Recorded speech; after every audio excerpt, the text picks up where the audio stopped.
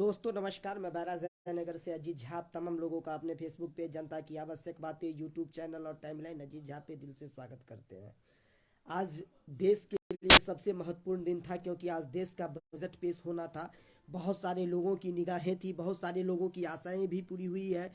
महिलाओं को विशेष तरजीह दिया गया है, लेकिन कुछ ऐसी बिंदुएं थी जिस पर और चर्चा किया जा सकता था, जैसे किसान का जो है पेंशन निधि पर चर्चा किया जा सकता है, मनरेगा में सैलरी बढ़ाने की चर्चा की जा सकती थी, एवं प्रकार के बिंदुओं पर चर्चा की जा सकती थी। बात हम चर्चा इस पर भी करेंगे। सबसे पहले बात आज ये कर लें जो कि प्रधानमंत्री से लेकर के विभिन्न राज्य के मुख्यमंत्री तक ममता बनर्जी ने भी अपने स्तर से कहा है, जो कि बंगाल के लिए कुछ नहीं है। सबसे पहले मैं एक बात बता दूं, जो कि बजट देश का बजट होता है, इसमें राज्य की कोई भी इन्वॉल्वमेंट किसी भी राज्य की नहीं होती है, लेकिन उन राज्य के लोगों के वो भी देश के निवासी हैं, इसलिए हर राज्य को देख करके आपको एकत्रित बजट बनाना होता है, क्योंकि ये देश का बजट है, किसी राज्य का बजट नहीं है। तो विभिन्न राजनेता अपने अपने स्तर से अपनी अपनी बातें रखे हैं, जो कि कुछ भी नहीं है, ये नहीं है, वो नहीं है। जो है वो बहुत अच्छा है, और जो नहीं है उन पर काम होना चाहिए। क्योंकि सबसे पहली बात, किसानों पर जो है, किसानों को विशेष तरजीह इसलिए देना चाहिए जो कि किसान पर ही भारत एक कृषि प्रधान प्रधान देश है। अब आप देख लीजिए, जो किसानों को सिर्फ और सिर्फ झुनझुना पकड़ाया गया है। अब आप देखिए, आप सरकार के जो कर्मचारी हैं उनको जरूर फायदा हुआ है, सरकार के जो कर्मचारी हैं उनको फायदा हुआ है, और आप प्राइवेट सेक्टर के कर्मचारियों को देख लीजिए क्या फायदा है। तो इस प्रकार की जो ये घुमा फिरा करके ये दोनों अपने अपने, देखिए, पार्टी पक्ष और विपक्ष अपने स्तर से राजनीति करेंगी, लेकिन यहाँ पर बजट बहुत अच्छा बजट है, लेकिन इनमें कुछ और जोड़ा जा सकता था किसानों के लिए, तो और बेटर होता। यहाँ पर राजनीति करना नहीं था, क्योंकि ये देश का बजट था और देश इसी बजट पर चलती है और इसी के हिसाब से काम होता है। बजट एक बहुत ही बड़ी चीज है भारत के लिए, क्योंकि आप इसी के, आप बताइए, रेलवे को आप कंबाइंड कर दिए। देखिए, मैं बजट का मैं आपको बता रहा हूँ, रेलवे को भी कंबाइंड कर दिए। आज रेलवे पर किसका ध्यान है? क्या को आदमी को ज्यादा रेलवे पर डिबेट सुन रहे हैं? तो रेलवे भी में मतलब जिन क्षेत्रों में मान लीजिए अभी तक छोटी लाइन या बड़ी लाइन वाली बात होती हो, वहाँ रेलवे की बजट अलग से अगर होती तो रेलवे का बजट कितना अच्छा होता। रेलवे बजट को भी मिक्स करके इसी में एक बात है, मनरेगा पर मैं देखिए, यहाँ पर मनरेगा पर चर्चा होनी चाहिए था कि नहीं होनी चाहिए था? मनरेगा को की सैलरी बढ़नी चाहिए थी कि नहीं बढ़नी चाहिए थी? आप एक बात बताइए, आप देखिए किस किस पर टैक्स में बढ़ोतरी की गई है और किस किस पर छूट की गई है। आप सोना खरीदने जाइए, मैं मानता हूं, क्या एक बात बताइए, मिडिल परिवार शादी और ब्याह में सबसे ज्यादा सोना खरीदते हैं, इसका ये मतलब नहीं है जो उनके पास आर्थिक स्थिति बहुत अच्छा है। लोगों को मजबूरन शादी और ब्याह में सोना और चांदी खरीदना भी पड़ता है। इसका मतलब ये नहीं जो कि सरकार समझ गई है जो कि यहाँ पर जो दिखता है वही बिकता है, तो आप उन पर टैक्स लगा करके वहां पर आप टैक्स बढ़ा दिए। मिडिल परिवार, एक बात बताइए, आप एक बात बताइए, आपने सिगरेट पर टैक्स बढ़ा दिया है।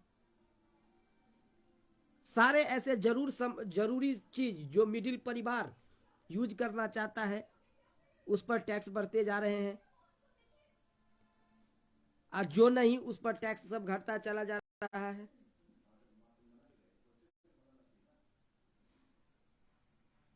हमारे हिसाब से ये जो है ना, 2023 का बजट 2024 के चुनावी ढांचा को देखते हुए ये जनता को लुभाने का है। नहीं तो सबको उम्मीद थी जो किसान पेंशन निधि योजना जो है वो 6,000 से बढ़ा करके कम से कम नहीं 12 तो कम से कम 9,000 8,000 9,000 10,000 के 10,000 तो कर दे।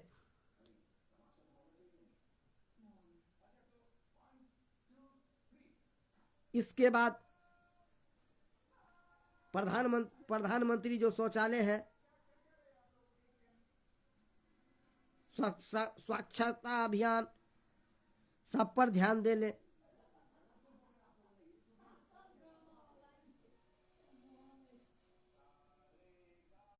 बहुत सारी ऐसी चीजें थी जिस पर ध्यान देने की जरूरत थी और मिडिल परिवार को वाकई में जरूरत था।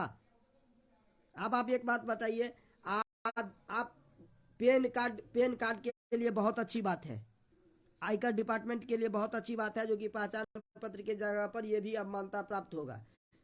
लेकिन इस वक्त की जरूरी, मान लीजिए ये होगा, ये आपने एक नियम बना दिया, ये होगा तो होगा तो वो होगा, इससे जनता को क्या मतलब है, जनता को क्या फायदा मिला? जनता को ये फायदा, जनता पहचान पत्र भी तो एक भारत का था ना, ये बाद में भी हो सकता था। अभी की जरूरत है बेरोजगारी, जो इस बजट में कहीं नहीं दिखी। अभी की जरूरत है नौकरी, बेरोजगार लोगों को नौकरी। बताइए बेरोजगारों के लिए क्या बजट में है?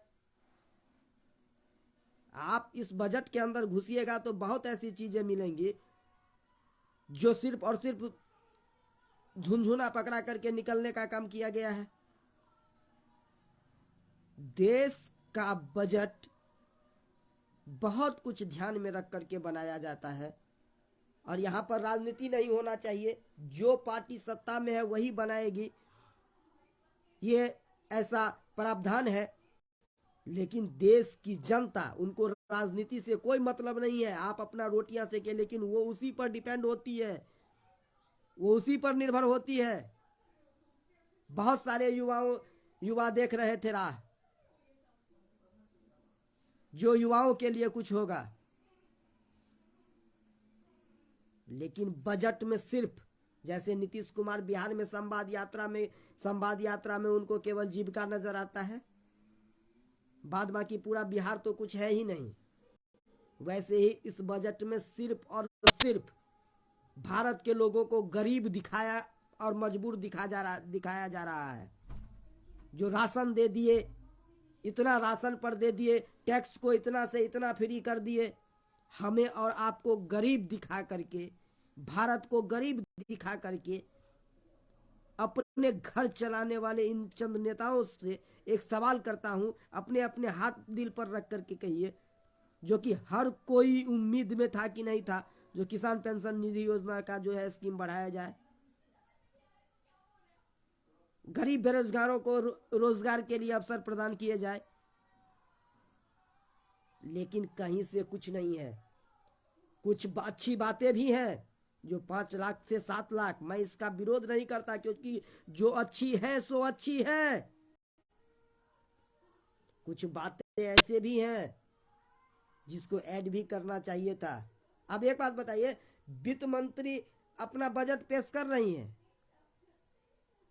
मिस्टेक हो जाता है, सांसद में सब हंसना शुरू कर देता है, जैसे ये जोकिंग का मैदान चल रहा हो। अरे आपको पूरा वर्ल्ड देख रहा है, आप भारत की शान लेकर के बैठे हो वहां पर।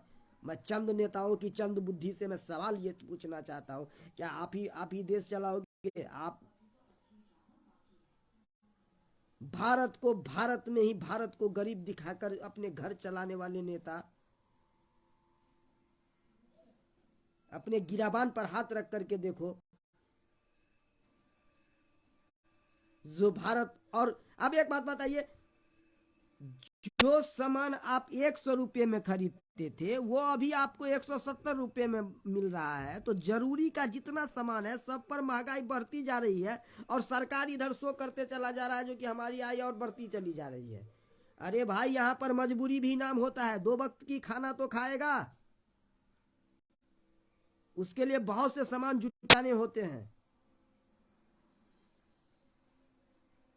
तो आप कर मजबूरन में तुम्हारी सिलेंडर लोग 1250 रुपये का, 1200 रुपये, 1100 रुपये से ऊपर का उठाते हैं। अगर 600 रुपया कर दो सिलेंडर का, तो देखो तो तुमको 1100 रुपया कोई नहीं देगा। बहुत सारी चीज ऐसी हैं जो मजबूरी में किया जाता है। तो आप इस सबको दिखा करके देख रहे हैं जो कि हम बढ़ रहे हैं आगे। ये गरीबों की नहीं, उद्योगपतियों की बजट है, इस बात को आप समझ लीजिए। क्योंकि गरीब और गरीब होता चला जाएगा, क्योंकि गरीबों के लिए कभी कुछ नहीं होता।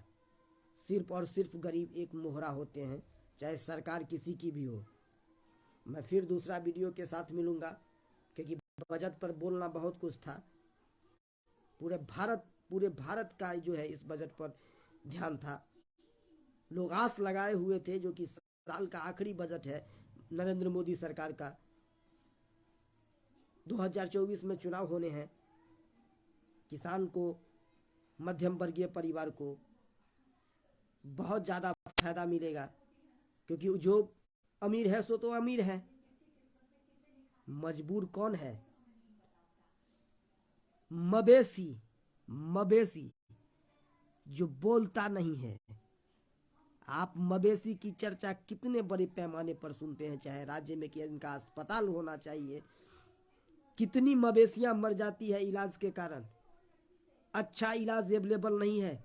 कभी इस पर बेजुबान पर चर्चा होता है। बेजुबान के नाम पर राजनीति करने वाले चंद नेताओं के गिरबान में झांक कर देखो, एक भी अस्पताल सही है मवेशी का। इंसान का तो सही नहीं है, तो मवेशी का कहां से सही होगा? मवेशी खत्म क्यों होती चली जा रही है? इस बात को भी जहन में समझना और सोचना होगा। क्यों विलुप्त होती चली जा रही है?